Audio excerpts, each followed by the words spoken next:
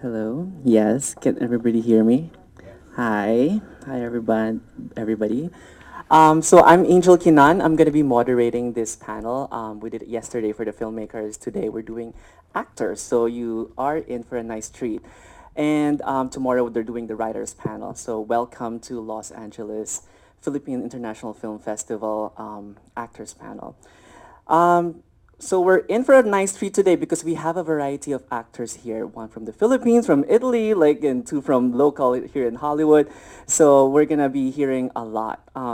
So why don't we start by having each one of you introduce yourselves? Maybe talk about a little bit about about you and the films that you have for this film festival. You want to start with that? Okay. Hello, everybody. I'm Reuben, Maria Soriquez. I'm a Phil-Italian actor, director, and producer.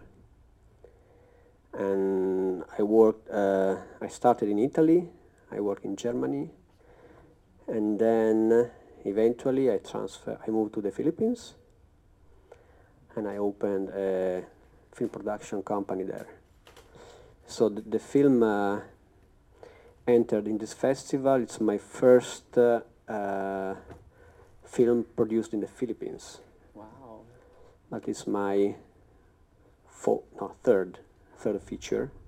The first two were produced in one in Italy, and the other one is an Italy-Germany co-production. And well, that's it. Thank you, Ruben. And this is Abe. Hi, I don't know if anybody knows me. I'm Lolo Pepe. I'm also one of the founder of the LAPIFF, Los Angeles Philippine International Film Festival. And this is our second year. I'm very excited, especially in the opening night. We have so many people. Being an actor also, I've been acting for more than 45 years, older than baby. So I started. A lot of people is asking me, "Where did you start? Did you start in the Philippines?" No, I actually started here. I was 8 years old or 9 years old when I started. So yeah, when in the beginning of my career in United States, I tell everybody that I'm Hawaiian because nobody knows about Filipinos. So to be true about it, I was born in Hawaii. So I only grew up in the Philippines. So that's my story being an actor. I did a lot of works. Mostly I play Indians, American Indians, Eskimo, because at that time they actually don't know anything about Philippines. So it's kind of, okay. I play the game. Eskimo, Hawaiian, Chinese, Japanese. It's only lately, right now, that we're able to say we're Filipinos. And the first time I was thinking about a film festival is that when my movie went to Sundance. And it's the first a film movie that went to Sundance called Flipside. It's a long time ago. I would say we filmed that more than 18 years ago.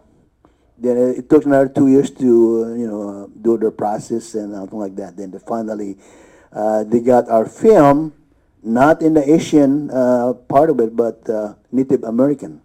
So how come a Filipino film being a Native American? But it's okay, The first time we go to Sundance, and I experienced Sundance. I don't know anybody here been to Sundance Film Festival. It's one of the amazing. biggest. It is one of the biggest, and it's all party, and it's so unique that we actually become a Filipino group because we have one room, and we have 18 people in one room in Utah. So it was an experience. Everybody doing this. The only problem is going to the bathroom, So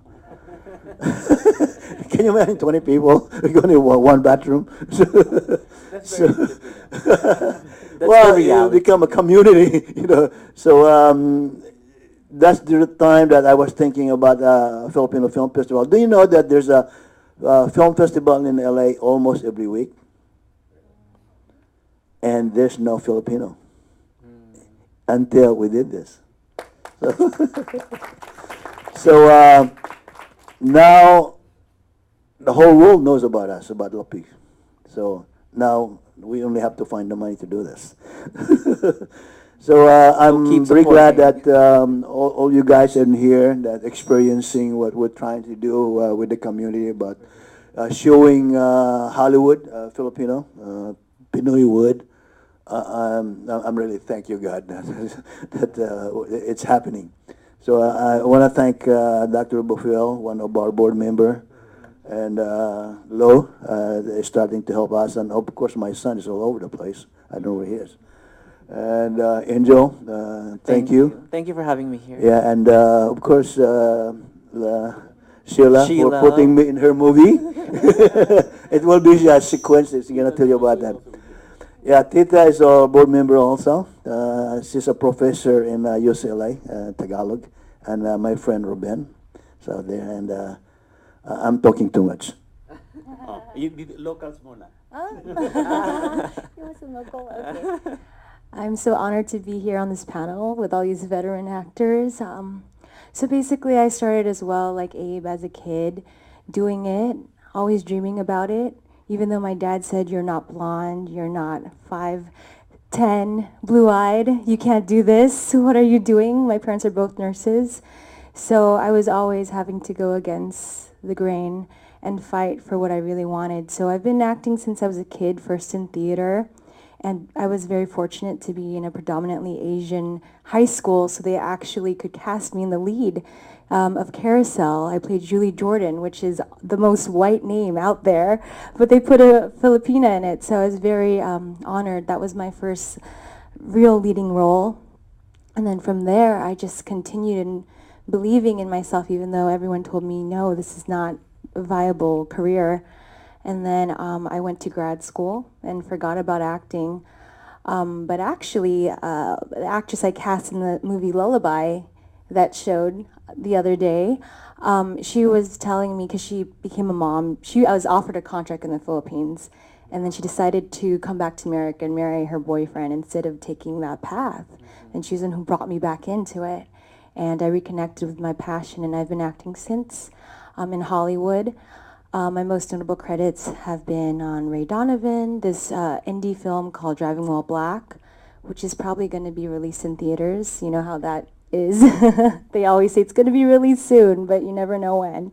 And I did this series on the Urban Movie Channel, and that's another platform like BET for African Americans. But they're so kind to give other colored actors a platform to also play themselves and not, Chinese or Native American or an Eskimo. I can actually play a Filipina American, which is great. And I just continue creating work when there's not enough work out there for us. So I am so proud of this movement, and I just look forward to see what's to come. See how exciting we have installed for you. So our topic today is from. Oh, sorry. Because it went that way. All of you guys speak Tagalog. No, you don't. Anyway, I studied in the United States. I was a drama major at the University of California, Santa Barbara. And I did some musicals, showcase musicals in Hollywood. But that was about the time that Bruce Lee was on the way to becoming a star. So there was a chance for people of the Oriental slant to make it, but he died. And along with his death was the death of my career. So I actually started a career in the Philippines, mostly theater work, and then some television, some film.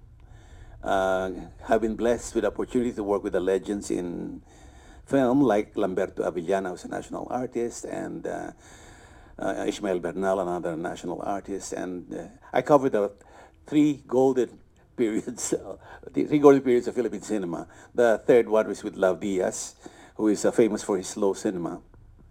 The latest was Hele sa Hiwagang, one of the latest, Hele sa Hiwagang Hapis, or no, that was 8 hours. The trailer was 4 hours.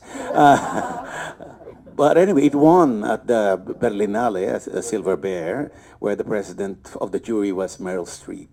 So I'm getting ahead of myself. I lived in the States for the last 12 years after turning my back on Philippine entertainment and cinema and all that.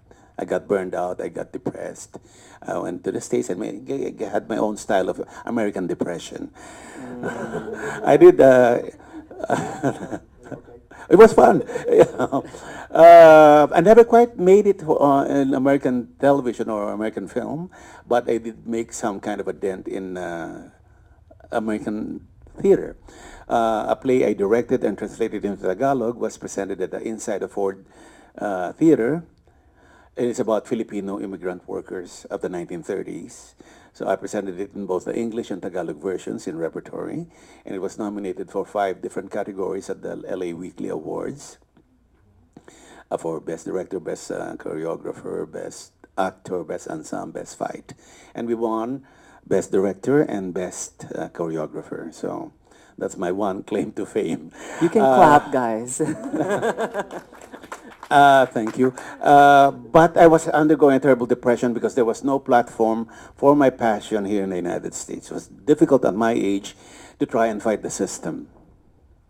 There was a glass ceiling, whether you want to acknowledge it or not. Very few Filipinos make it through, and the ones who make it through sometimes say, "Why do Filipinos want to appropriate us? I'm American." Oh yeah. Have you taken a close look at Have you taken a close look at yourself in the mirror?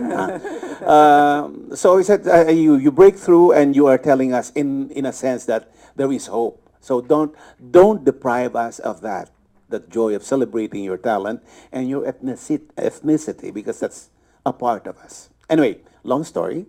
I went back to the Philippines. I did more in the Philippines in 5 months than I did in the US in 5 years. Wow. There's a lesson in there somewhere. I don't know what it is. But the lesson for me was that I found a place where there is a platform for my passion. From a depression in the US where I almost wanted to kill myself, I went back not knowing what awaited me. You know, there was 70 years old, bald and gay, and hair now and looking younger. And the universe conspired and things started to happen. I guess you just have to go where for me is follow your passion and solutions will come. Anyway, I'm taking too much time. But I think it gives you an idea that at least for us, you're never too old and it's never too late. That's my mantra, okay? And the lesson is color has nothing to do with it. Talent will out. What we need is what LAPIFF is doing now. This should have been here ages ago, okay? Something to celebrate us, our stories, our color, our face, and bonding, the kind of bonding you're doing now, and creating what you're supposed to create. Small films, big films, whatever it is, long, short, still film. And so that's great. I applaud you guys for doing this. Maraming salamat.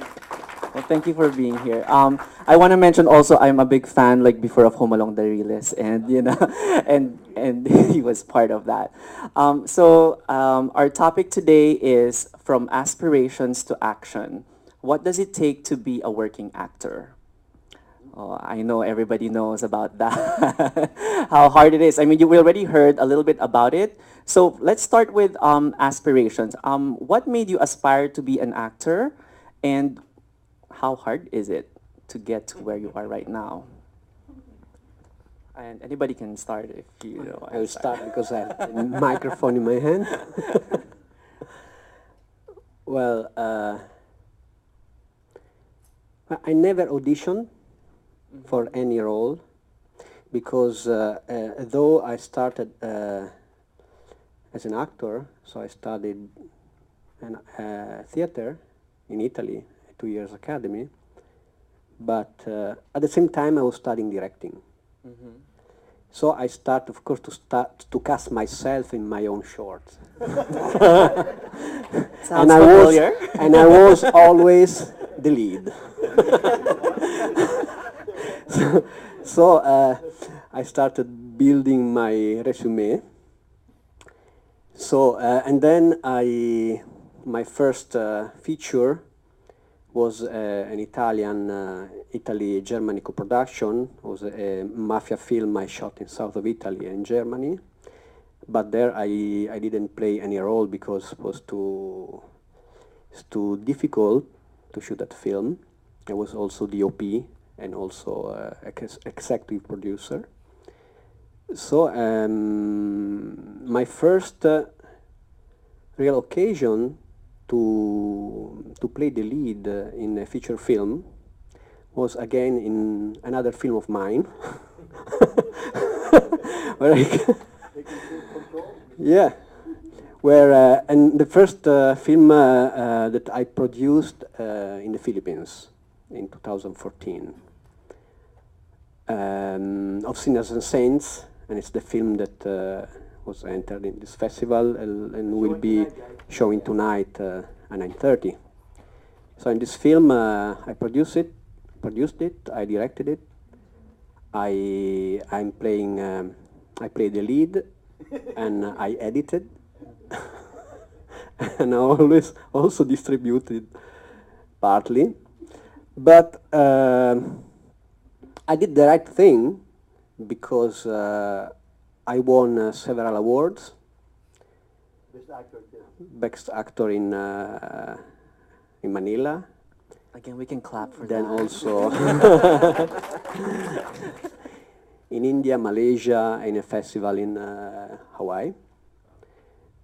And but not only best actor, since I was also the director, I won also best director and best film in other Wow. in other festivals. And that's what made a major TV station notice me, ABS-CBN, and that's why I was able to experience TV acting last year. It was a good thing because we're like 100 episodes in prime time. Wow. So Dolce Amore, yes, I played the father of the lead, Lisa Soberano. So I find that my strategy had been successful. It worked. It worked. The investment worked. Yes, yes. And now I'm started to be casted by other directors in the Philippines. So I got job from GMA, from other Filipino directors. So are you mostly based in the Philippines now, or? Yeah, Here now mostly based in the Philippines, but my plans are to move to Los Angeles, to Hollywood.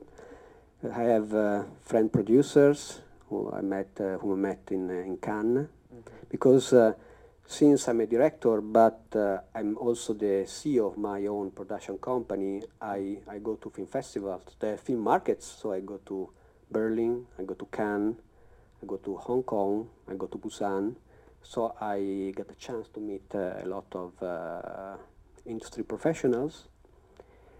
And you speak Italian and German as well? Not German, but I was born and raised in Italy. And that gave me also the opportunity to take up important seminars with master directors in Italy. Wow. I had a seminar with Giuseppe Tornatore, which is the director of Nuovo Cinema Paradiso. I had workshops with Alan Parker and other Italian directors. Well, Alan Parker is British. And so I don't feel I'm only an actor, because my passion is also directing and producing. Wow. So I want to move to LA, and also to connect with the Italian filmmakers community, which is big and is doing good, and of course also with the Filipino community, because I'm half. Of course, all of them. You have to. Yeah. Yeah. Okay. So very international. So congratulations. Thank you Thank you. for that. And Abe, what about you? What aspired you to become an actor, and how hard is it to get to where you are right now? I want to be everything. Another Yeah. multi-talented actor here. I think if you really look at it, how did I start acting? I remember as a young kid in the Philippines, because I did grow up, even though I was born in Hawaii, I grew up in the Philippines. That's the reason why I speak several dialects. In the Philippines, Ilonggo, Tagalog, Ilocano, Cebuano. So, I can go all this thing, and it's just very considerate also. So, si habla español. Yeah, as a young kid, we were farmers and we have carabaos. So we take the carabaos and graze it, and so we play hide and seek and war games and all like that. And I started loving that thing, just pretending as a young kid. I guess that's when I started thinking about being in the movies. Then I got chance in school to play a little bit play, which I really just stand up and memorize my lines. So and then I got to United States, and I also a Vietnam veteran. That shows me how old I am. Me and this guy. He's younger than me, by the way. So when I got out in the service, I have a GI Bill. What am I going to do with the GI Bill? So I went to acting school here in.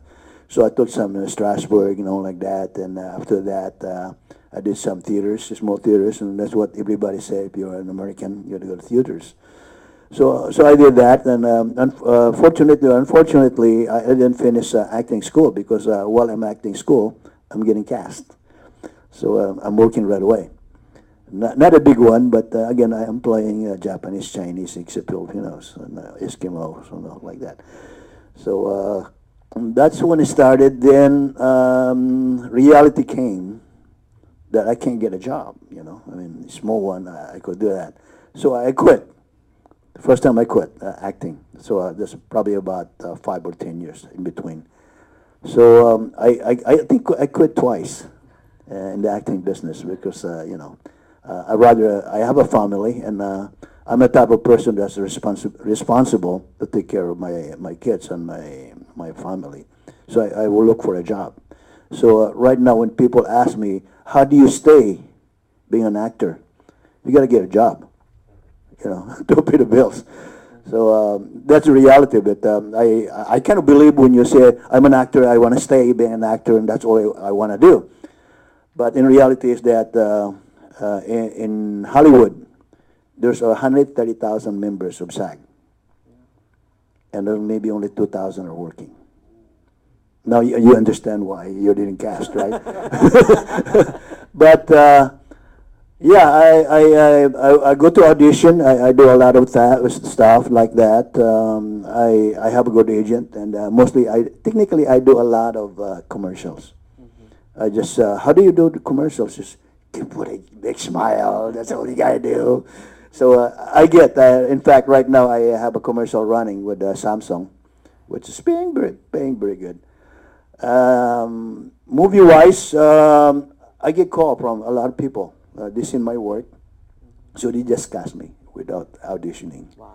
So it's kind of nice, but I don't really mind being auditioning. I love auditioning, but that means that They I'm know you available. already, yes. Yeah. So I don't mind being because I really believe that I can play anything, except I never want to be in a Shakespeare movie. So, but I can do anything. So the staying power is that the love of it, the love of what you're doing with the fun thing. And me and Baby is Sir Bib talking about because I do films in the Philippines also, and I don't mind doing that, even though sometimes the TF is none. You know what the TF is? Talent Talent fee. fee. A lot of times it's pare ko, gawin mo naman to. So, sige. Just, the only requirement to go to the Philippines is that when you call me up, please, we'll shoot that day, not a month or 2 months from now. So, because I come back in here and get I get paid very good in the United States because I'm SAG. That's where my money is. But in the Philippines, it's passion. Really doing the work that you want to do, being somebody else that you're not. So that's the reason why I did about 3 Cinemalaya in the Philippines. And I'm not gonna say I didn't get paid. I get paid because I love what I do. So that's a pay enough for me doing that. But when I really want to make a lot of money, and I go back to Hollywood. That's what I do. So whatever your dream is, you keep doing it, but have something in the side. Like I said, if you have a family, make sure you can pay the bills also, because acting doesn't really pay the bills. So that's my suggestion. Congratulations, and also the Los Angeles Philippine International Film Festival. Thank you for that, for this. I guess even as a kid, I wanted to be an actor, film actor. But in the Philippines, growing up, you see people on screen who are mestizos, and I'm brown. And it would take another 30 years before Nora Honor and Rico J. Puno would establish a new normal in terms of Philippine stars on screen. Strangely enough, 30 years later, the mestizos are back, and they're taking glutathione to make their skins white. But that's another story. But anyway, there was, since I knew there was no future for me as a dark boy, I wound up being a journalist. I took up journalism at the University of Santo Tomas. And then I came over to study and took my master's in dramatic arts from the University of California, Santa Barbara. Back of my mind thinking that whatever else I will do, I have a fallback or something that I can live off later.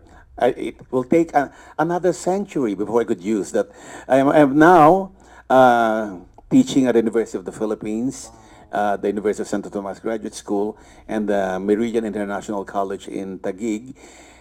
I'm the head of the theater arts program. And for those who doesn't know, those are the best universities in the Philippines, Thank you, UST thank you, and thank you. UP.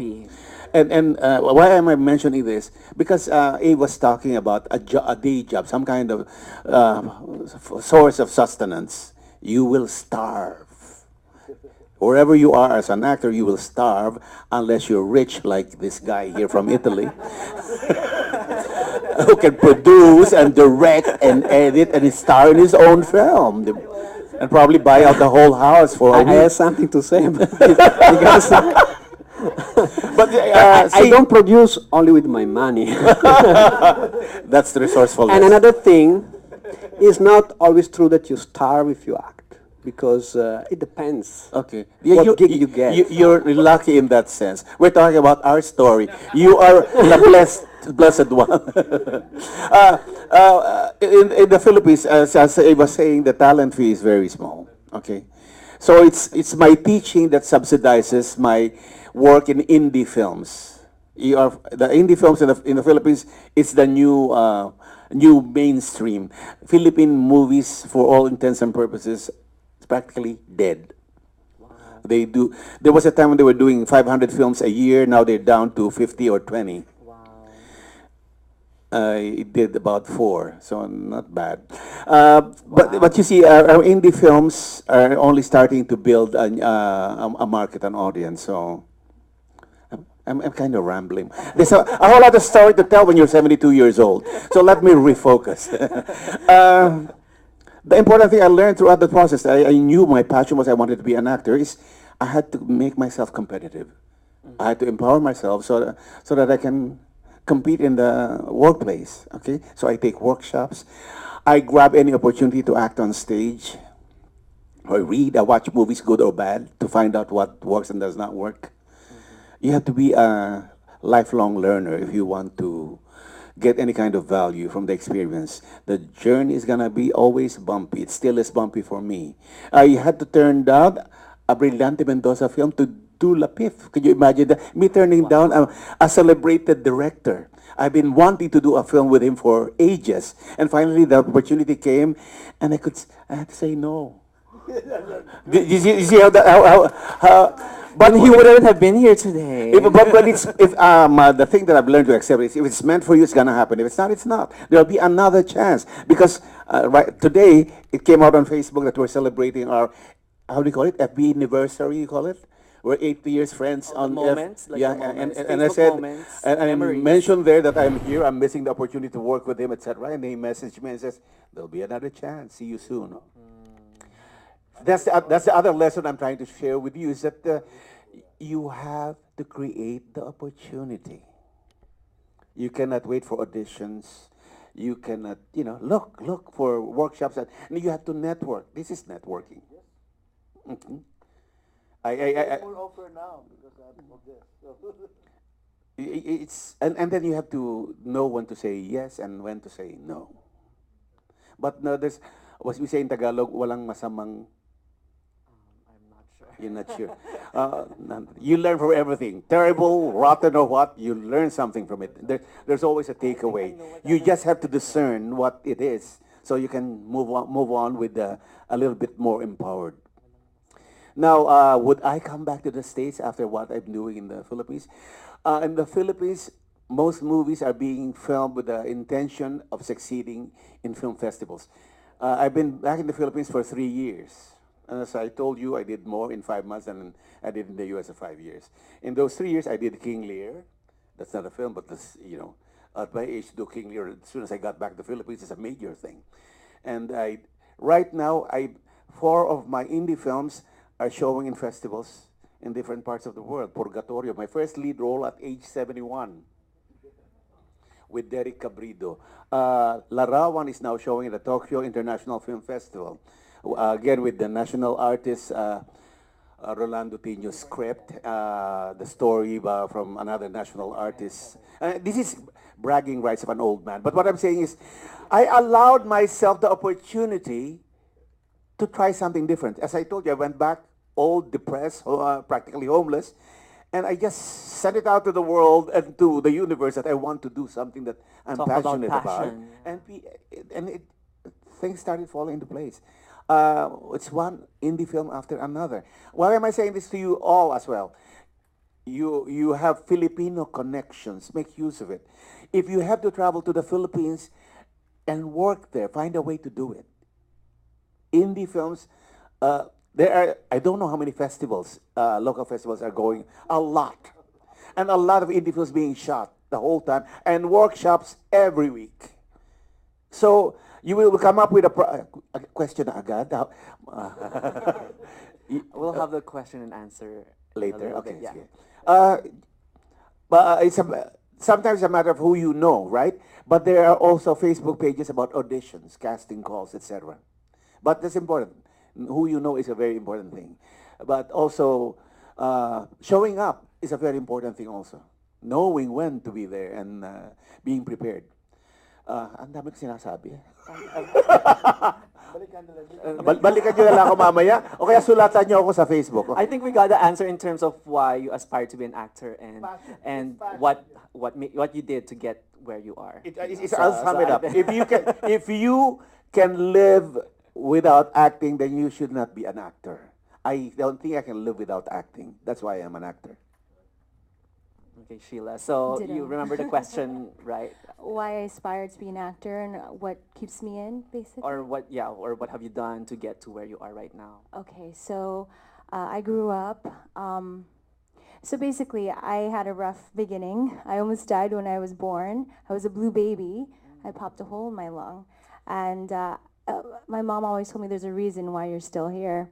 And it didn't take me very long to find that reason because I almost died, so my parents kind of spoiled me, and I always was vying for that attention. So 7 years of my life as an only child, so I would be the star of the show, and I would put on shows for them, put on shows for my classmates, and it just kept going.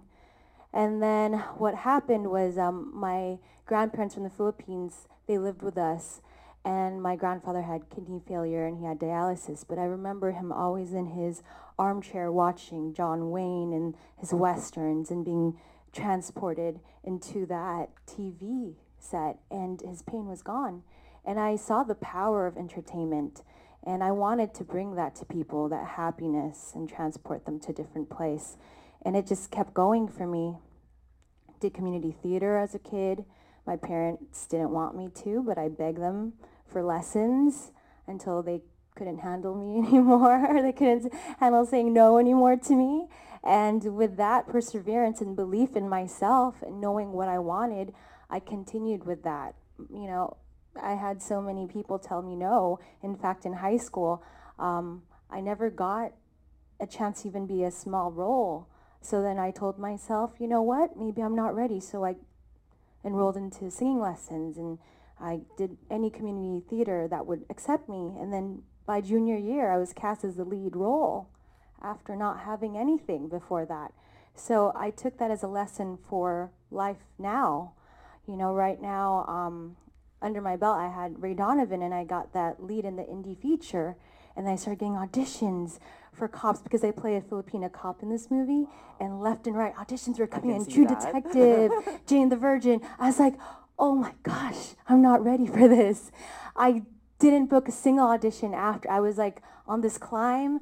You know, my agents had a lot of things to pitch me on, and I didn't book any of those. So then it just kind of came spiraling down, and I had to look at myself, and, you know, I doubted myself, like, maybe it was a fluke. All those times before, maybe it was a fluke. But then I stopped too. I was in grad school studying speech language pathology, and then I dropped out because, as I mentioned earlier, my friend Noreen, who decided to give up a contract she was offered by ABS-CBN to live a normal life, she told me, Sheila, let's take acting classes. I miss doing something for myself. While I was in grad school, I was like, that's how I feel too. Why am I in grad school? My whole life I wanted to be an actor. So I dropped out of grad school. I took that leap of faith, and I haven't turned back since. So now when I do have slow periods, I create. Like my friend here, thank you, Maxwell. We starred together in a little short that my friend directed. So always keep yourself busy, always keep yourself creative, because there's no reason why you shouldn't be working. And so that, I think the biggest thing is believing in yourself and always working, no matter what it is, create. So that's my last words. Thank you very much. Thank you. Very aspirational people. So I guess we have some questions on the audience, so I'll go to the audience Q&A. But I just want to know, like, for most of the audience, is anybody actors? Okay. Anybody behind a camera or like crew? Okay. And then the others are family and friends, or just Aspiring actors. aspiring? No, not No. even thinking. Okay. So Free food. and who are Filipinos? Who understands Tagalog? Okay, thanks. Just wondering, you know. So anybody, you want to start with a question? Sure. I can speak loudly. No, I'll. I was wondering, I was listening to you say that you went to the Philippines and... Okay. So I was listening to what you were saying about you went to the Philippines and you found some good opportunities there. I've been doing acting here in the States for my whole life, but I've always thought about, you know, what would be the opportunities in the Philippines. I don't speak Tagalog, so I was wondering how that would hinder my you know, the opportunities that are there. Are English-speaking roles opening up, or is that something that's really going to hinder my opportunities? Thank you. So this is on camera. Yeah. This is as an Anybody actor. can answer it? Yeah. As an Okay. Yeah, as an actor. As an actor. It's important, really, to speak Tagalog. You know, even though it's coming up, there is a lot of movies that's done in English or American English. But most of the casting people and directors are still looking for somebody that can speak Tagalog. So unfortunately, you probably have to start learning Tagalog. Otherwise, you're just going to be a model. It's not bad. You know, I mean, doing commercials, you can make a lot of money too. Because the more you are seen in TV, the more job you can get, a paying job. It's not like what we do is indie movies. Indie movies for us is that really you're doing the craft that you're doing. So you can play anything you want. So my suggestion is that, yes, try to start learning Tagalog. So I'm going to give this to Derek because he's also on TV show in the Philippines. So, and so you can tell them a little bit about more. Well, in the TV show I was last year, I had to speak 3 languages because my character was Italian. So Italian, then English, and then since I was, I had a Filipina wife, I had also to speak Tagalog. And the thing is, if you don't speak Tagalog, you cannot work on in TV, television. You cannot. Even foreigners, they want them to learn Tagalog. If they are white American, they have to speak Tagalog. Also me, they are requiring me to study Tagalog and be fluent, even though, well, doesn't make really sense, because if you see a Caucasian speaking very fluently Tagalog, it's weird. It's weird to me. Yeah, but that's what they like. They want white people speaking Tagalog. That's why, unfortunately, if you are dark, it's very hard to get a good role on TV. Yeah, sure. Okay. There are always exceptions to the rule. There are a lot of Philams who went to the Philippines who actually had to learn the language while already acting on Philippine television. Okay, that's one. The other thing is a major breakthrough is starting to happen with the Filipino Development Council of the Philippines, and working in tandem with the government to start all over again, creating a creative industry parallel to what Korea has. So we're trying to recreate the kind of cinematic landscape we had during the time of Apocalypse Now, when they would shoot films in the Philippines. So that there can be a market for English-speaking Filipinos or Filams. It's starting to happen now. Another thing is, in the meantime, if you do decide to try what it's like in the Philippines, you can always audition for theater. Theater is thriving in the Philippines right now, and they're looking for tall, good-looking Filipinos who can speak English well. Modeling is another platform. But the only limitation is your imagination. You have to be willing to try to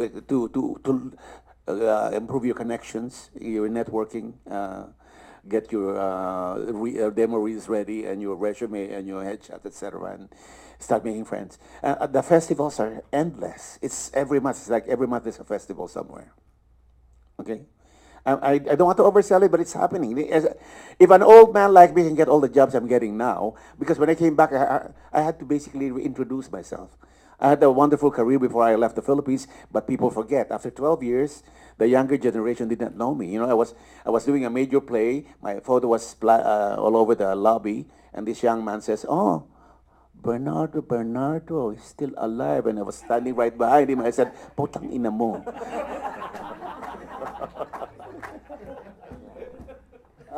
Getting back to that about being a caution, or there's a lot of emerging thing that they're using Americans, really, like that movie right now, Goyo. There's like I said, we're creating industry in the Philippines that hopefully that everybody from United States or anywhere can shoot in the Philippines. That's what we're coming through. Because of we speak English. That's the reason why when you call somebody in the phone, it's answered in the Philippines. So we have a lot of people like that. Call centers. We're the #1 call center in the world. So of course they speak English, and sometimes it's funny when I talk to them because they're speaking English to me. So, oh, Cebuano di ay ka? Because I get the accent. But if you want to go in the Philippines, like Bibi said, yeah, you have to prepare yourself. For me, talking back a while ago about turning down a role. Do you know I'm supposed to in the movie Birdshot, the one that's nominated right now, but I have to turn it down. That's my luck. I didn't know it's going to be like that. Because I'm in the one right now. Maybe everybody's calling me right now. But again, the situation wasn't right because you have to understand in the Philippines that when they call you for a role to shoot a movie, that doesn't mean they're going to shoot it that day. You might wait for another month or 2 months to be there. And guess what? You have to pay your bills. So that's what happened. I have to come back, and I really don't have the funds to go back in there. So another one that's also in here right now, the movie Daxon. I'm supposed to win that movie too, and it's showing in here also. So you just have to believe in yourself what you can do. Just keep doing it, and the role's gonna start coming, no matter what. If you're prepared for it at the right time, I always say in the movie industry, everything has to be in the right places. You'll be talented. You have to be, the time is right, and the stars just line up together. Talent doesn't make it right away. It has to be the right time, and everything, the stars just line up together. Yes, it's happening. There are more roles for English-speaking persons, but not enough. And I think it will take years because, well, I worked there, so I know the Philippine industry pretty well. There are no, maybe, American actors who act in the Philippines and are good, maybe I can count in one hand. There are no really good American actors in the Philippines. So I also, because since I'm doing films in the Philippines to be distributed abroad, I do it in English with also some insertion of Tagalog. It's not hard to find good actors, American actors in the Philippines. It's very, very hard. And then, if you want to go to the Philippines and have your career there, you must learn Tagalog. You must, really. Because, for instance, this year I missed a big role in a teleserie, ABS-CBN, with Daniel Padilla and Katherine Bernardo. I was the first choice, La Luna Sangre is the teleserie. But when they checked my Tagalog, said, okay, you are not yet ready, because you should not sound Italian. I said, but look at my face. Come on. But that's the reality. So they say, okay, you study more, try to be very, very fluent and lose the accent because we want you again on prime time. But it's not easy to lose my, my thick Italian accent. It's not easy. Okay. They don't have time. Because another thing is that they shoot the same day for herring. This is crazy, but they do. Almost every time. Believe me. Because, the last episode of Dolce Amore, well, we shot the last scene, me and Sherry Gill, Hagenman, we shot the last scene at 6:30. It was aired at 8:30. The good thing is we shot near the TV station, so they ran with the clips for Eddie. It does happen. It's crazy there, really. So did that answer your question, or do you have a follow-up? Okay. I want to ask, how many people wants to ask questions? Because I want to make sure that we have time for everybody's questions. So 1, 2, okay. So 3, 4, okay. So we'll keep the answers a little bit shorter for our guests. I know we love to talk, we're actors, but we want to give chance to all of the other questions. Do you want to ask? Hi, I'm Lou. I believe this will be answered by Sheila and Abe. As a Filipino actor, what are the common issues that you have to tackle, like auditioning in Hollywood? So as a Filipina American, it's hard because, the doors are opening up for us, but oftentimes they don't know where to put us. Like if it's for an Asian character, I don't look Asian enough. And if it's for Hispanic, I'm not Hispanic enough. So it's a kind of funky place to be. Oftentimes they'll see us as islanders, Hawaiian girls, but there's only one Hawaii 5-0. So what do we do? And then, as I said, the doors are opening up. So with shows like Crazy Ex-Girlfriend, and there's a lot of shows now where they're even featuring Tagalog.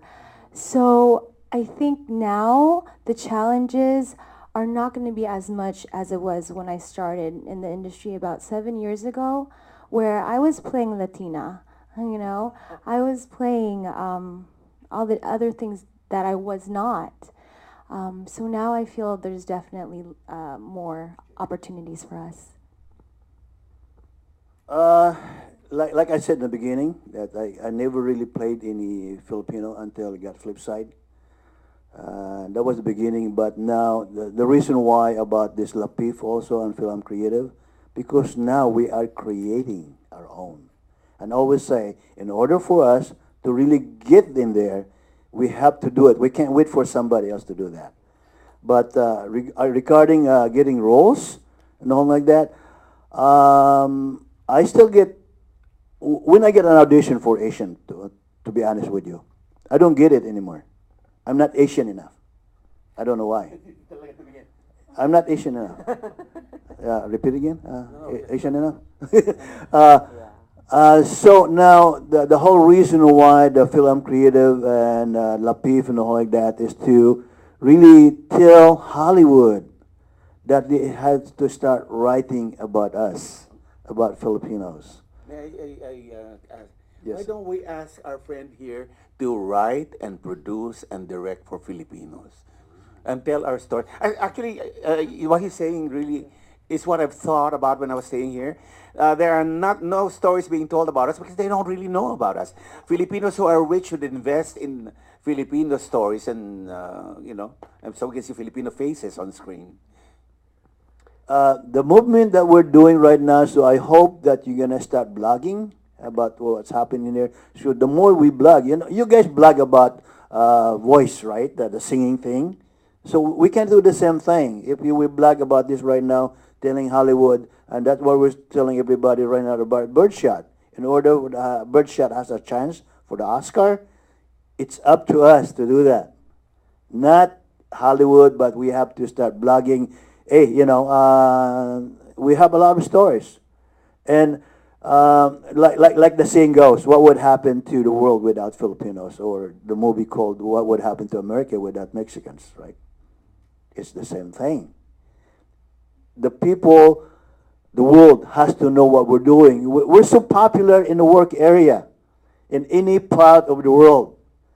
Why not tell our story? So we need writers, directors to really do that. That's the only way we can come out. And unfortunately, I hope so, that people that has money start doing that also, because we can write, we can act, or anything like that. The money is still not coming in. That number one. My next film, well, now it's in post production. We are doing the grading. It's my fifth feature. The lead is a Filipino, and I played. No, it's Richard Kwan. Richard Kwan. He's the lead. I played his half brother from Italy, but the lead is Filipino. And well, there's me and Leo Bryan, who is the boyfriend of Pokwang, the actress, and he's very good, and he's American, so I casted in my film because he was the only one who could act the way I wanted in the Philippines, but all the others are Filipino. It's a Filipino story. And I have more stories about Filipinos in the Philippines to tell. Okay, we have a follow-up question.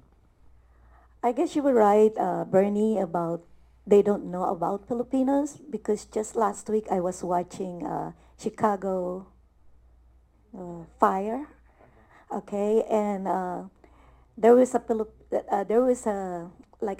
Filipino father and a daughter involved in one of the accidents, and their role was the father didn't even speak a single English word, which is if they'll check about Filipinos. We don't do that. Most Filipinos, he couldn't even say like, because he was saying, ang anak ko, meaning my daughter. I believe it's impossible for Filipino not even to say my daughter is trapped in in an elevator or what. Struggle. Yeah, and I said this is a wrong, most yeah, and the daughter is, she speaks fluent English, but the father, I believe it was impossible, for a Filipino to do that. Well, they should start knowing more about us. You have to do the effort. To be Yeah, there. and that's what we're doing here now. So hopefully, it will get to that. Anybody else have a question? So introduce yourself, and if you want to direct it to anybody specific or. Hey everyone, my name is Tom. I'm from Glendale, or Eagle Rock, for that matter. So you guys were talking about like modeling and stuff, and then like you have to be a certain height. What is that? How tall do you have to be and stuff like to, catch the attention of? In the Philippines? Yeah. There are Sorry. always exceptions to the rule, especially with modeling for print or even online. Only becomes more of a challenge if it's on the ramp. You have to really be tall and lean. For women, it's 5'8" and above. I know because I used to fake my height. But commercial usually is shorter than runway. But for men, I'm not sure about what height requirements they have. Plus, Philippines, it's not a lot of taller Filipinos, so maybe the height requirement is a little bit. Yeah, I think it's more than that, the fashion and the modeling and the print and all of that to be tall. But there's a lot, because there's a lot of Filipino actors that are short. And they're good. Yeah, yeah, yeah. So it depends what you're trying to get into. But a regular TV show and like that, I seen somebody 5 feet. No, you just have to be good actor to get the roles, especially in the indie movies. And just like Bernard is saying, there's more than the reason why I did this, because there's more than 100 movies that's made per year. And after the film festival, where's it going? Nowhere. So while I'm in the Philippines, I kept talking about them. So that's when the idea comes to me that we have to do this in Hollywood. But again, there's film festival almost every week in Hollywood, but there's no Filipinos, so why not? If you want to be an actor in the Philippines, your height doesn't matter. Because, for instance, in my last movie, I casted a dwarf to play a priest.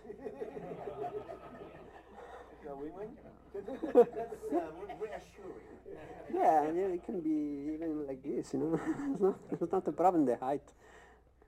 So height doesn't matter. Plus, there's apple boxes also that they Yeah, use there's here a apple lot. boxes, Anybody else have a question? Hello, I'm Jonathan. I just came from Oceanside, and I'm sorry I'm late, but I missed your movie, but heard a lot of good things about it. But anyway, my question is, have you heard of the 48-hour film festival?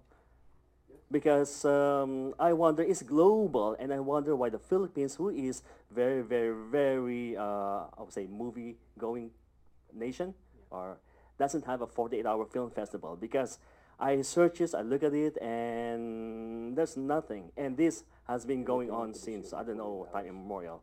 And this is like how to make a movie within 48 hours. And I just wonder why. Because Malaysia has, Japan has, Korea has, India has, some European countries has, South America has, but the Philippines doesn't have any. Is there any reason why? Whatever America does, the Filipino can do it. Yes. Really, it's very popular here in the United States, 48 hours. So the content has to be done in the Philippines itself, because we have 48 hours, they have to do it right there. Yes, yes, yes. But majority of the Filipinos that are making movies in the Philippines, they're targeting their movies going to be in a worldwide film festival. That's why we're not. But we have a lot of 3 days movies that we made there. In fact, we have one movie here that's GK, and he shoot it in 3 days. So that's very close to 48. So Yeah, 48 hours. I'm sure somebody else, if they some able to finance that thing, they can do it. No, there's no Well, there problem is there. I'm sorry, sir, but there is a company or there is a founder whom I really in trying to get in contact with right now. He's stationed, he's in Washington D.C., and I haven't gotten any further than emailing them about establishing a 48-hour film festival in Manila. Okay. The chairperson of the FDCP or Film Development Council of in the Philippines, she will be here on Sunday. So you might be able to talk to her. Yeah. Um, before we forget lang, it's connected to what you're gonna say. Right now, the target of filmmakers in the Philippines are the A-list festivals around the world because they're after greater global exposure and money that goes with it. So if it's, I don't know how much money or noise you'll make doing the 48-hour thingy. But right now, yun talaga ang target. It's not even a Filipino audiences in the Philippines. It's for festivals abroad. And also, well, thank God for FDCP. They're trying to develop the new younger student market. So they're showing the films sa schools. And the other thing is, for the first time, they're showing these indie films regularly in those multiplexes. There was a time when a multiplex with 12 movie houses would be showing the same Marvel film. Or they show a Filipino film first day, last day on a Wednesday, instead of opening on a Friday to give it an opportunity to have legs and But things are starting to change, and for the better. So for us who doesn't know what 48-hour, I guess, challenge or movie film fest is, so does that include like the storyline and like making the story and everything? Yes, So everything yes. in 48 In hours. 48 hours, and they have to show it in 48 hours. The line, and the character. Sounds That kind of exciting. movement is really cool for the younger, newer filmmakers. But for, like I said, in the Philippines about the film festival, and there's like I said, the first time I was thinking about this is because 100 movies, and only maybe the E-list film is gonna go out because they have the money. The problem is going overseas all the time. Your movie, it's like it's happening in here. They can't even pay for the the post to send the movie.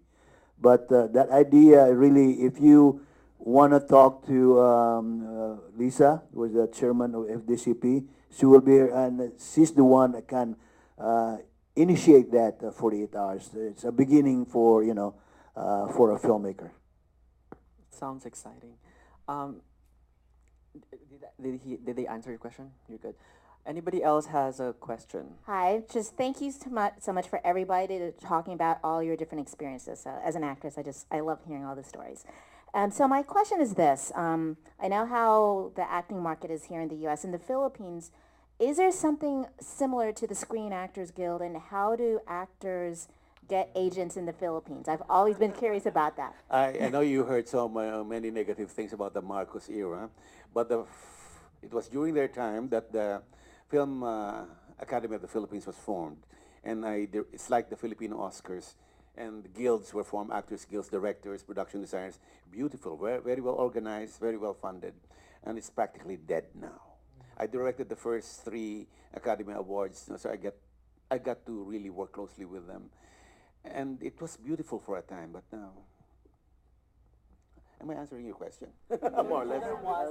There was, but not anymore. Well, it's basic, barely alive, barely Yeah, alive. but They're trying very hard. And paper. yes, Is- they don't have any power Yeah. because till now the networks, well, the conditions of actors are somehow not non-human because well, if it's 24 hours, sometimes even 36 hours. There was a time they would shoot for television 3 days. You practically don't sleep. Yeah. That's why yeah. a lot of people wound up doing drugs because in order to keep awake. So I can understand it if are indie filmmakers, they put their own money and they are among friends, but the industry, I cannot, there are no excuses, really. But So, again, things are starting to change. well, Matty, yeah, kind of there's, rock the MMF. yeah, are changing very slowly, very slowly, uh, very slowly. Evolution is Yeah, an because achingly slow process. last year there was a circular that was required like 8 hours break between 2 days, right? 8 hours. But Yeah. that includes also the time you travel. So meaning if you wrap up 2 a.m., then you can be called at 10. But what if you are far from your place and they don't pay you a hotel to sleep? You have to travel 2 hours, so you don't sleep. You don't sleep. Yeah. There are no royalties to speak of, no overtime pay, no insurance, no decent guilds to protect you or speak Minimum for you. pay. No No minimum minimum pay. pay. But because your agent gets a big cut out of your talent fee, and he does not do anything for you. Any maximum percentage from agents and managers? Well, the last time it was 30%. I don't know. Okay, so there is. The saddest thing about it, and It's not 30. I always cry when this thing happened. Most of the popular people that made a lot of money, producers made a lot of money from those guys, and then when they get old, what did they do? When they get sick, they start begging just to pay for the hospital. That's really sad. I work in both world. I work in the Philippines and I work there. So when I work in the Philippines, I completely changed my thinking. Would I want to do this? Yes, because I get the rule that I want. I'm very selective sometimes in the Philippines. In here, I get jobs because I want to get paid. You know, I don't care. Just give me something in there, just pay me good and all like that, and get the residuals. That's what I do. So it's up to you to do that. When you go to the Philippines, make sure you have some money to back you up. You have some kind of business doing there. Me, I have a business in the Philippines also. I do real estate. Anybody want to buy condos? No, you got to insert that thing. I got to get paid once in a while.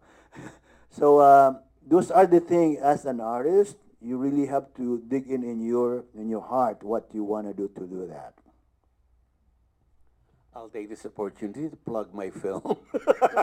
Showing at 3:30, Invisible. Okay. I'll give you guys Do you want to answer? Okay. So I'll have one last question because we need that time to plug. Anybody else have one last question? Really dying to ask. Yeah. Sorry. I just wanted to ask, what are your favorite movies right now? My film. No. Right now, Seclusion was a pretty good movie. But it's not showing here, but Kita Kita was excellent. It's one of those films that, one of the few Filipino films na after a movie, they applaud the closing credits, and the people were just seated there. They got so involved in the film, and they were talking about the film. They didn't leave, or it seldom happens in Filipino films. But they're coming up with really wonderful work back home. They're not as rigid about the structure the way they are in the Western cinema, but they're coming up with more imaginative way of storytelling, which is exciting. And I don't know if that answers the question, but that's Favorite movie, nasagot na. Invisible, 3:30. It's coming in the next one. After this, that's Invisible. So okay. Anybody want to? Favorite movies. Favorite Filipino movie? Any on the Job. On the Job by Eric Mati. It's Filipino, about Filipino movies with Gerald Anderson. It's really a world-class film. The technique is perfect, and they got distribution, and a major company bought the rights to redo the film. My favorite movie is actually an Italian movie, Life is Beautiful. And I want to thank you. Thank you. Yeah, it's also my favorite Italian film. Oh, good. Roberto Benigni. Yeah, Life is Yes. You Beautiful. want to make It won three Oscars. Yes, it was a Three. phenomenal film. Yeah. Would you guys be willing to watch an 8-hour film? One of my favorite films is the one I did with Love Diaz. It's Lullaby to Sorrowful Mystery, or Hele sa Hiwagang Hapis, and it won the Silver Bear at the Berlinale, where Meryl Streep was the president of the jury. And she said, by the way, Love Diaz is a rock star in Europe. It's amazing. He's hardly known back home, but the press was chasing after him with the video and everything, people asking for his autograph. And Meryl Streep said, your director is a genius. He rearranged the molecules of my mind. It's like the film drew me into the action became a part of me. And after we won the award, during the post-award dinner, the whole jury stood up and welcomed us. It was standing ovation as we walked in. Lullaby to a Sorrowful Mystery by Love Diaz, or Elise Huagang Hapis. That's a short movie for you. 8 hours, kind of, yeah. I have a few anecdotes with Clive Owen, but that's later. So thank you very much. We learned a lot from all of the actions that they've been doing to get to where they are. So really, acting is work. So let's all give them a round of applause. And then I want you guys to promote the movie. So tell me about the movie here, included in the festival, and you can also invite them to future projects that you might want to invite them for. Do you want to start? Okay, my film is Of Sinners and Saints, tonight 9:30. And tells the story of an Italian missionary doing his mission in the Philippines and getting in trouble. I have very, very good actors there. Raymond Magazzin, Richard Kwan, Polo Ravales, they did a really good job. So I hope to see you tonight. And then I'll do the post-production of my next film. The title is The Spider's Man, so the man of the spiders. It talks about, in the film, my half-brother who suffers from autism and schizophrenia. And, well, his only friends are the spiders. So he grows spiders in his house. It's a dark comedy drama, because it's also funny. A lot of people get killed. It's sort of, if you like Quentin Tarantino, it's the style. But it has also heart. And I'm pretty much confident that people can see that film here in US, because I'm having also meetings with the producers and distributors and festivals to bring it here. Thank you. I just want to make it clear, I didn't turn down the roles that he gave me because he never called me. So, I want to thank you guys for supporting tonight, or this film festival. It's really ours. So I want to thank you. On the movie side, I have a movie called The Stateside, and me and Confiado is in the movie, and we're premiering it next month. So we're inviting the press to come over. We'll give you guys an invite. And also a movie called Unlovable. I don't know when that thing's gonna come out, but it's another Hollywood movie. So, if you guys want to know me more, Google me, Abe Pagtama.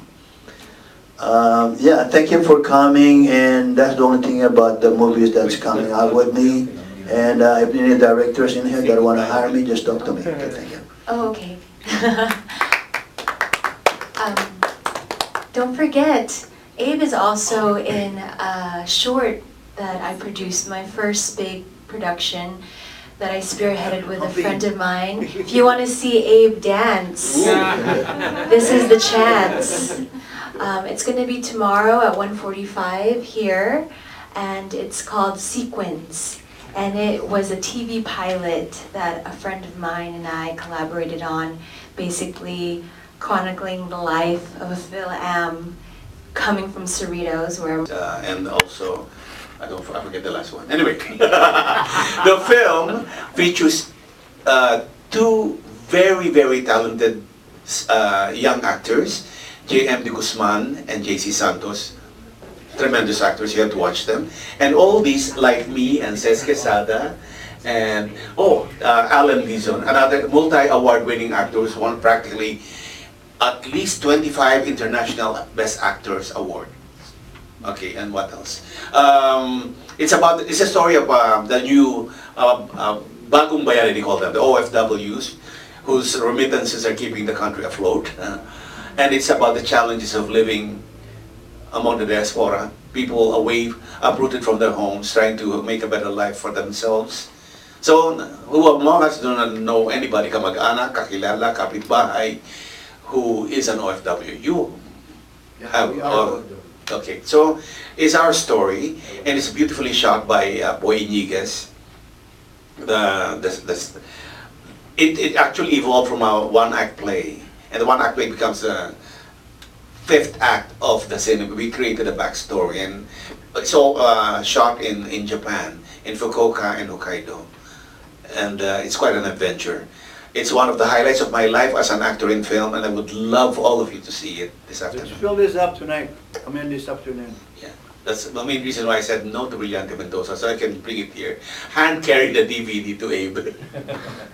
Is it working, Gabe? Yeah. Oh, okay. Make sure it's working. And I'd like to thank you for sharing this afternoon with us. Bernardo Bernardo will be back later on. We'll introduce him again. And also, I believe that the director is here. So he will be also answering question and a Q&A. So please, if you're here right now, stay in here and watch his next movie, Invisible. They're both friend of mine, the director and Bernardo Bernardo.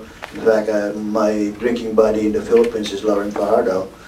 So we live our condos close by to each other. So again, please stay for 3:15, and also the other movies. We have a lot of good movies, that award-winning movies from the Philippines, and of course there's a lot of shorts in there. There's a film that film shorts that's in here. So let's make this thing a fun thing. Okay. Yeah.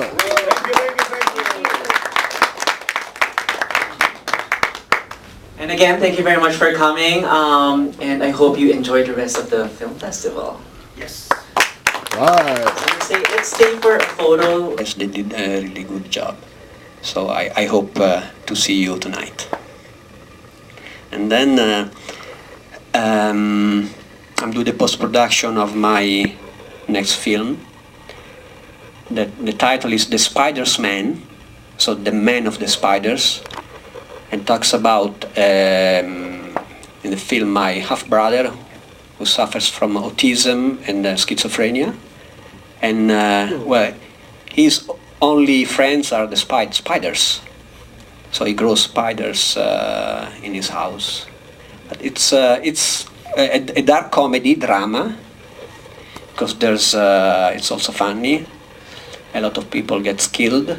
It's sort of, if you like Quentin Tarantino, it's that style. But it has also heart.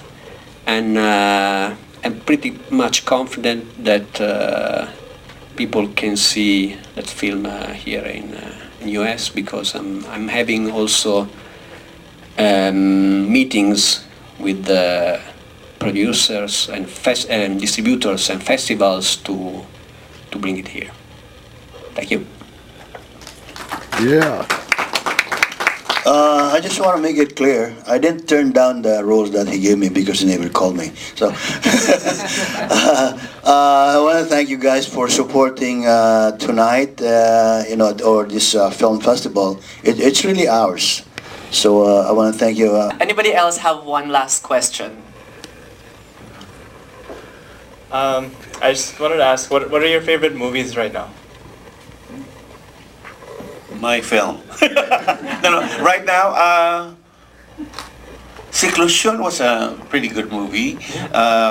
But it's not showing here, but Kita Kita was excellent. It's one of those films that, one of the few Filipino films na after the movie, they applaud the closing credits, and the people were just seated there. They got so involved in the film, and they were talking about the film. They didn't leave, or it seldom happens in Filipino films. But they're coming up with really wonderful work back home. They're not as rigid about the structure the way they are in the Western cinema, but they're coming up with more imaginative way of storytelling, which is exciting. And I don't know if that answers the question, but that's Favorite movie, nasagot na. Invisible, 3:30. So, it's coming in the next one. After this, that's Invisible. So okay. Anybody wanna? Favorite movies. Favorite Filipino movie? Any, On the Job. On the Job by Eric Mati. It's Filipino. About Filipino movies. With Gerard Anderson. It's really a world-class film. The technique is perfect.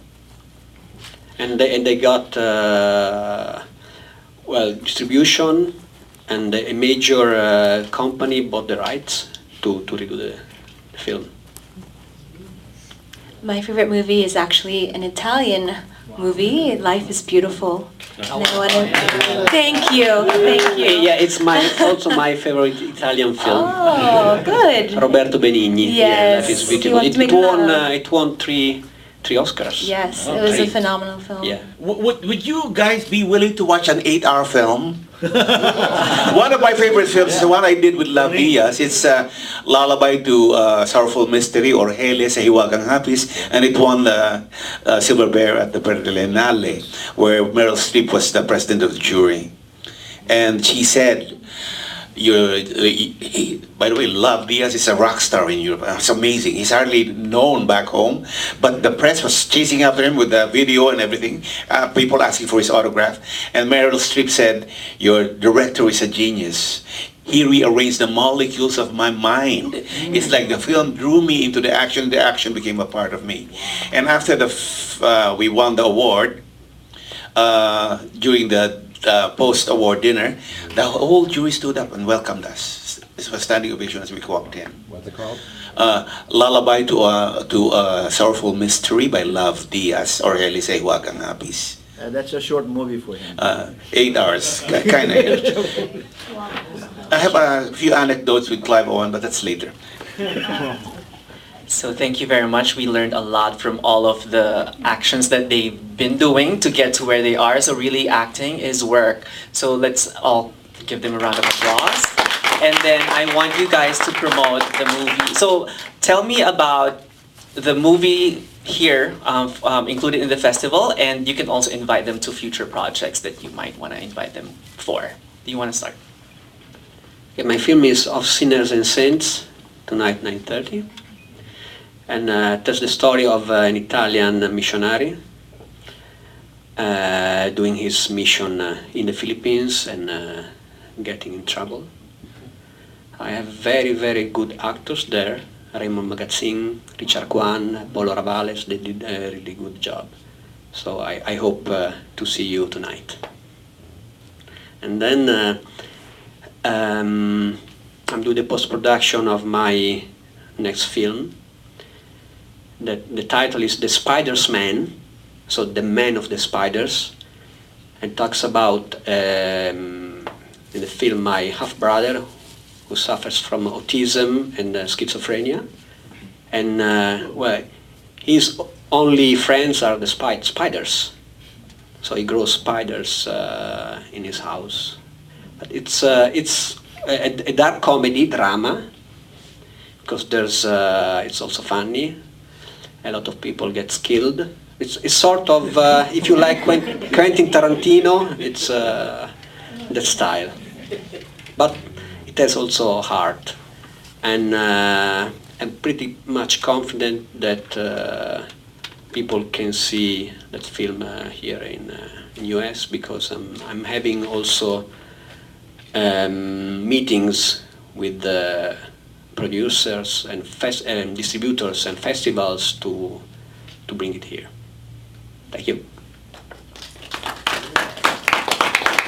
I just want to make it clear, I didn't turn down the roles that he gave me because he never called me. So, I want to thank you guys for supporting tonight, or this film festival. It's really ours. So I want to thank you. On the movie side, I have a movie called The Stateside, and me and Confiado is in that movie, and we're premiering it next month. So we're inviting the press to come over. We'll give you guys an invite. And also a movie called Unlovable. I don't know when that thing's going to come out, but it's another Hollywood movie.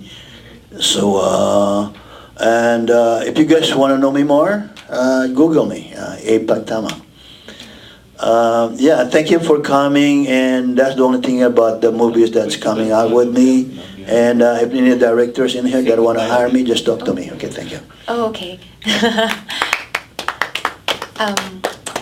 Don't forget, Abe is also in a short that I produced, my first big production that I spearheaded with a friend of mine. If you want to see Abe dance, this is the chance.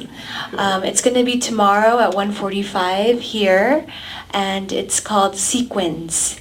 And it was a TV pilot that a friend of mine and I collaborated on, basically chronicling the life of a Phil Am coming from Cerritos, where I'm actually from, to the big mean city of LA and all the craziness that ensues. So please come. Thank you. Coming up at 3:30 is Invisible by Lawrence Fajardo. The film won all the top awards in the SINAG Maynila Film Festival, which had Brillante Mendoza of Cannes Film Festival fame as festival director. It's also been doing the rounds and won several other awards. It won me the Best Supporting Actor Award at the Gawad Urian and nominations at the ASEAN International Film Festival, Film Academy Awards, and also, I forget the last one. Anyway, the film features two very, very talented young actors, J.M. De Guzman and J.C. Santos. Tremendous actors, you have to watch them. And all these, like me and Cesc Quesada, and Alan Dizon, another multi-award winning actor who's won practically at least 25 International Best Actors Award. Okay, and what else? It's a story of the new Bagong Bayani, they call them, the OFWs, whose remittances are keeping the country afloat. And it's about the challenges of living among the diaspora, people uprooted from their homes, trying to make a better life for themselves. So, who among us do not know anybody, kamag-anak, kakilala, kapitbahay, who is an OFW? You have, we are OFW. Okay, so it's our story, and it's beautifully shot by Boy Iniguez. It actually evolved from a one-act play, and the one-act play becomes a fifth act of the cinema. We created a backstory, and it's all shot in Japan, in Fukuoka and Hokkaido, and it's quite an adventure. It's one of the highlights of my life as an actor in film, and I would love all of you to see it this afternoon. Let's fill this up tonight. Come in this afternoon. Yeah. That's the main reason why I said no to Brillante Mendoza, so I can bring it here. Hand carry the DVD to Abe. Is it working, Gabe? Yeah. Oh, okay. Make sure it's working. And I'd like to thank you for sharing this afternoon with us. Bernardo Bernardo will be back later on. We'll introduce him again. And also, I believe that the director is here. So he will be also answering question and Q&A. So please, if you're here right now, stay in here and watch this next movie, Invisible. They're both friend of mine, the director and Bernardo Bernardo. In fact, my drinking buddy in the Philippines is Lawrence Fajardo. So we live our condos close by to each other. So again, please stay for 3:15. And also the other movies, we have a lot of good movies, that award-winning movies from the Philippines, and of course there's a lot of shorts in there. There's a film film shorts, that's in here. So let's make this thing a fun thing. Okay. Thank you, thank you, thank you. And again, thank you very much for coming, and I hope you enjoy the rest of the film festival.